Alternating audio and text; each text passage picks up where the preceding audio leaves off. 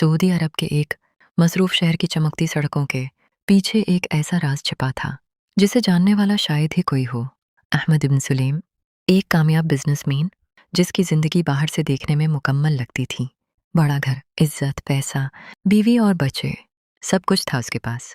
मगर उसके दिल के अंदर एक ऐसा खला था जो किसी को नजर नहीं आता था। अहमद की पहली बीवी फातिमा एक नेक, सादा और घरेलू औरत थी। उसने हमेशा अपने शौहर का साथ दिया, इसके बच्चों की परवरिश की और कभी शिकायत नहीं की। लेकिन वक्त के साथ अहमद और फातिमा के दरमियान वो मोहब्बत बाकी नहीं रही थी जो शुरू में हुआ करती थी। अहमद अक्सर रात को देर तक जागता, खामोशी से बैठा रहता, जैसे कुछ ढूंढ रहा हो। एक दिन उसकी जिंदगी ने अचानक एक नया मोड़ लिया। वो अपने बिजनेस के सिलसिले में एक अस्पताल गया, जहां उसकी मुलाकात एक नर्स से हुई, मारिया। मारिया फिलिपाइन से आई हुई एक लड़की थी, सादा, मुस्कुराती हुई और आंखों में अजीब सी गहराई लिए हुए। इसकी मुस्कुराहट में एक सुकून था, ऐसा सुकून जो अहमद ने शायद बरसों से महसूस नहीं किया था। आप ठीक हैं? मारिया ने नरमी से पूछा। अहमद ने चौंक कर उसे देखा, जैसे किसी ने उसके ख्यालात को तोड़ दिया हो। जी हाँ, मैं ठीक हूँ। मगर हकीकत ये थी कि वो ठीक नहीं था। इस दिन के बाद अहमद के कदम बार बार इसी अस्पताल की तरफ जाने लगे। वो बहाने ढूंढता, कभी चेकअप, कभी किसी दोस्त की अयादत, मगर असल वजह सिर्फ एक थी, मारिया। दोनों के दरमियान बातचीत शुरू हुई, पहले रस्मी, फिर दोस्ताना और फिर आहिस्ता आहिस्ता वो रिश्ता बनने लगा जिसका ना कोई नाम था और ना कोई हद।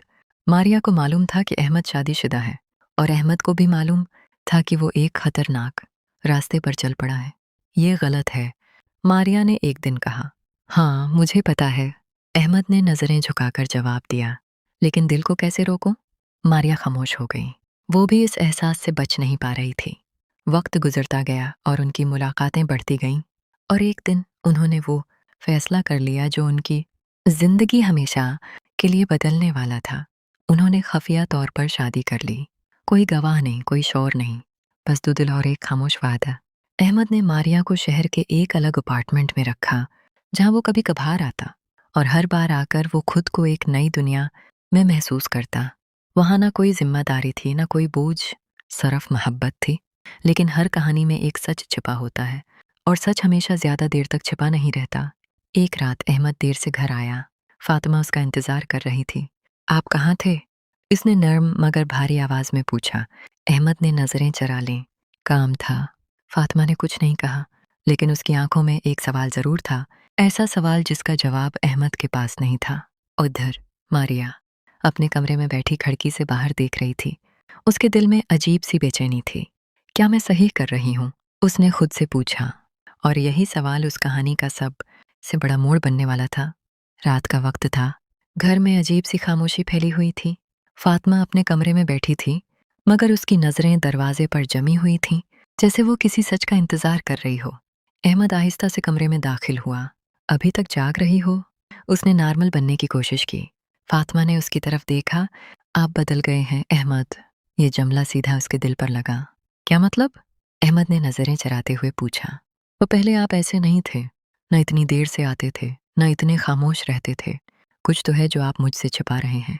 अहमद के पास जवाब था, मगर हिम्मत नहीं थी। तुम ज्यादा सोच रही हो, उसने बात टाल दी। फातिमा मुस्कुराए, मगर वो मुस्कुराहट दर्द से भरी हुई थी। औरत जब ज्यादा सोचने लगे ना, तो समझ लो कुछ ना कुछ जरूर गलत हो रहा होता है। ये सुनकर अहमद एक लम्हे के लिए रख गया, मगर फिर खामोशी से लेट गया, जैसे उसने कुछ सुना ही ना हो।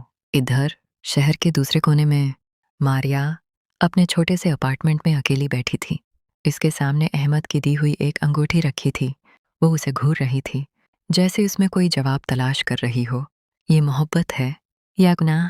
उसकी आंखों में आंसू आ गए। दरवाजे पर दस्तक हुई। वो चौंकी। इस वक्त दरवाजा खोला तो सामने अहमद खड़ा था। तुम ठीक हो?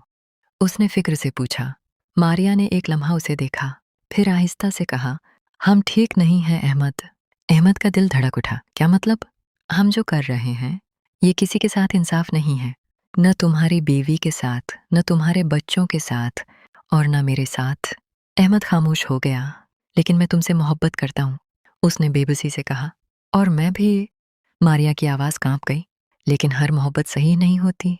कमरे में खामोशी छा गई। ये वो लम्हा था जहां दिल और ज़मीर आमने-सामने खड़े थे। कुछ दिन गुज़र गए। अहमद की ज़िंदगी अब बिखरने लगी थी। एक तरफ घर, दूसरी तरफ मारिया। वो दोनों को खोना नहीं चाहता था, मगर दोनों को साथ रख भी नहीं पा रहा था। और फिर वो दिन आ गया जिसने सब कुछ बदल दिया। अहमद घर आया तो फ़ातिमा के हाथ में उसका फ़ोन था। "ये मारिया कौन है?" इसने सीधा सवाल किया। अहमद के कदम जैसे ज़मीन में जम गए। मैं बता सकता हूँ।" उसकी आवाज़ लड़खड़ा गई। "अब क्या बताएंगे आप? सब कुछ तो मैं पढ़ चुकी हूँ।" फ़ातिमा की आंखों में आंसू थे, मगर आवाज़ मज़बूत थी। "आपने मुझसे धोखा किया है अहमद।" ये अल्फाज़ तीर की तरह उसके दिल में लगे। बच्चे भी दरवाजे के पास खड़े थे, डरे हुए, खामोश। घर का सुकून टूट चुका था। उधर मारिया को भी कुछ अजीब महसूस हो रहा था। उसने कई बार अहमद को कॉल की, मगर उसने फ़ोन नहीं उठाया। उसका दिल घबरा रहा था, कुछ गलत होने वाला है। इसने आहिस्ता से कहा। रात देर से अहमद मारिया के पास पहुंचा। उसका चेहरा थका हुआ था, आंखें लाल थीं। "सब खत्म हो गया?" इसने आहिस्ता से कहा। मारिया का दिल बैठ गया। "क्या हुआ?" फातिमा को सब पता चल गया। कमरे में एक लम्हे के लिए सन्नाटा छा गया। मारिया की आंखों से आंसू बहने लगे। "मैंने कहा था ना, ये रास्ता सही नहीं है," उसने दर्द से कहा। अहमद ने सिर पकड़ लिया। "मैंने सब खो दिया, घर भी, सुकून भी।" मारिया ने आंसू साफ किए और उसकी तरफ देखा। "अभी भी वक्त है अहमद।" "किस चीज़ का वक्त?" उसने बेबसी से पूछा। "सही फैसला करने का।" रात बहुत भारी थी। कमरे में सिर्फ घड़ी की टक-टक सुनाई दे रही थी, मगर अहमद के दिल में एक तूफान बरपा था। इसने ज़िंदगी में पहली बार खुद को इतना कमज़ोर महसूस किया। एक तरफ फातिमा, उसके बच्चे, इसका घर, और दूसरी तरफ मारिया, वो मोहब्बत जो उसे ज़िंदा महसूस करवाती थी। लेकिन अब उसे एक फ़ैसला करना था। अगली सुबह अहमद घर वापस आया। फातिमा वहीं बैठी थी, आंखें सोजी हुई थीं, मगर चेहरा प्रसकून था, जैसे वो रात भर रोकर अब खामोश हो चुकी हो। "मैंने फैसला कर लिया है," अहमद ने धीमी आवाज़ में कहा। फातिमा ने उसकी तरफ देखा। "क्या फैसला?" अहमद की आंखों में आंसू आ गए। "मैं सब ठीक करना चाहता हूँ।" फातिमा के लब कांप गए। "क्या अब भी कुछ ठीक हो सकता है?" अहमद खामोश हो गया। ये सवाल सिर्फ फातिमा का नहीं था, ये उसकी अपनी रूह का भी था। इसी दिन अहमद मारिया के पास गया। दरवाज़ा खोला तो मारिया पहले से ही उसका इंतज़ार कर रही थी, जैसे उसे सब पता हो। "तुम जा रहे हो, है ना?" इसने आहिस्ता से कहा। अहमद की आंखें भर आईं। "मैं मजबूर हूँ।" मारिया ने हल्की सी मुस्कुराहट दी, मगर इस मुस्कुराहट में टूटा हुआ दिल साफ नजर आ रहा था। "नहीं अहमद, तुम मजबूर नहीं हो, तुम सही हो।" ये सुनकर अहमद चौंक गया। मोहब्बत कभी किसी का घर नहीं तोड़ती, और मैं नहीं चाहती कि मेरी मोहब्बत किसी की बद्दाह बने। अहमद के आंसू बहने लगे। "मैं तुम्हारे बगैर कैसे रहूंगा?"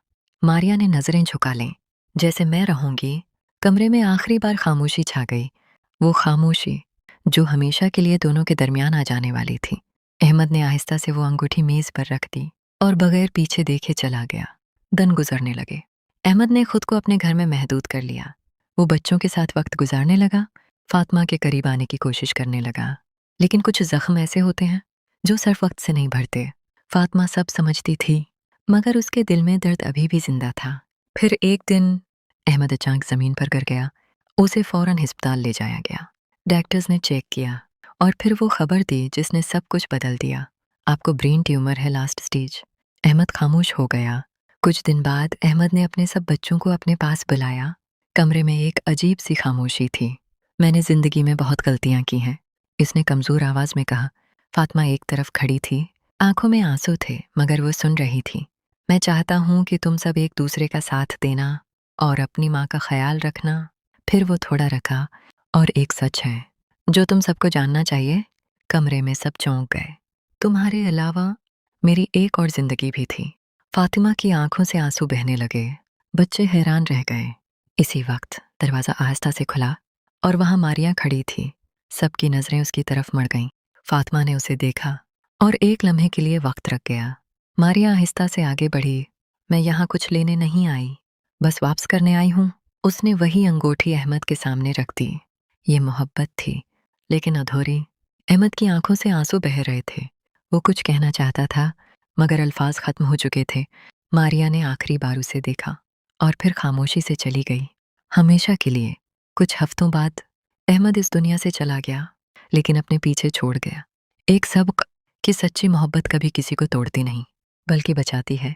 फ़ातिमा ने अपने बच्चों को सँभाला और मारिया, वो दौर अपनी नई ज़िंदगी शुरू कर चुकी थी, मगर उसके दिल में एक कहानी हमेशा ज़िंदा रही। एक अधूरी मगर सच्ची मोहब्बत।